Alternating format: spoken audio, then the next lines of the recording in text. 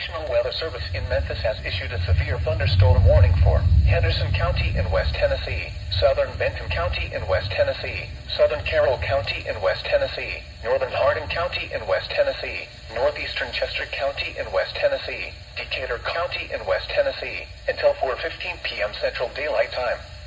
At 3:27 p.m. Central Daylight Time, severe thunderstorms were located along a line extending from 10 miles northwest of Linden to near Mifflin, moving southeast at 45 miles per hour.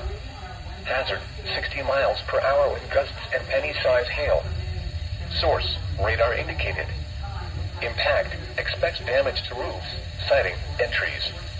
Locations impacted include Lexington, Camden, Natchez Trace State Park, Natchez Trace State Forest, Parsons, New Johnsonville, Decaturville, Sardis, Reagan, Lucas, Bargain, Wildersville, Parker's Crossroads, Darton, Montgomery, Scotts Hill, Clarksburg, Saltillo, Milledgeville, and Enville. For your protection, move to an interior room on the lowest floor of a building.